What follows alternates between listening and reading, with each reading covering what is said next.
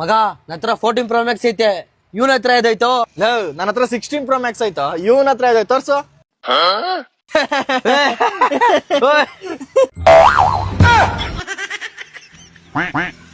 ಅಚ್ಚರಿ ಹೊಸ car ತಂಡಲ್ಲ, party ಇಲ್ವಾ? ಇರೋ ಬರೋ ದುಡ್ಡೆಲ್ಲ ಕುಡಿ ಕಾರ್ ತಗೊಂಡಿದೀನಿ, ನಿಮಗ್ ಪಾರ್ಟಿ ಬೇರೆ ಕೊಡಿಸ್ತಾರೆ.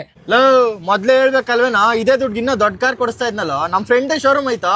ಲೈ ಅವ್ನ್ ತಗೊಂಬೇಕಾರೆ ಏನೋ ಮಾಡ್ತಾ ಇದ್ದೆ, ಇವಾಗ ಹೇಳ್ತಾ ಇದ್ಯಾ? ಹ್ಞೂ ಗುರು, ಎಲ್ಲ ತಗೊಂಡಾದ್ಮೇಲೆ ಹೇಳ್ತಾ ಇದ್ಯಾ.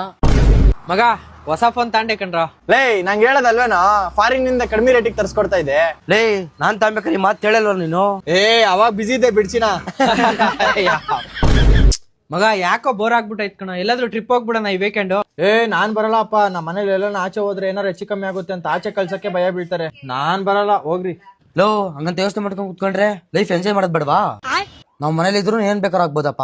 ಎಕ್ಸಾಕ್ಟ್ಲಿ ಮಗ, ಲೈಫ್ ಯಾವಾಗ್ಲೂ ನಾವ್ ಅನ್ಕೊಂಡಂಗೆ ಇರಲ್ಲ, ಅದಕ್ಕೆ ನಾವ್ ಎಲ್ಲದಕ್ಕೂ ಪ್ರಿಪೇರ್ಡ್ ಆಗಿರ್ಬೇಕು. ಪ್ರಿಪೇರ್ಡಾ? ಇದಕ್ಕೆಲ್ಲ ಏನ ಪ್ರಿಪರೇಷನ್ಸ್? ಹೆಲ್ತ್ ಇನ್ಸೂರೆನ್ಸ್ ಮಾಡಿಸ್ಬೇಕು.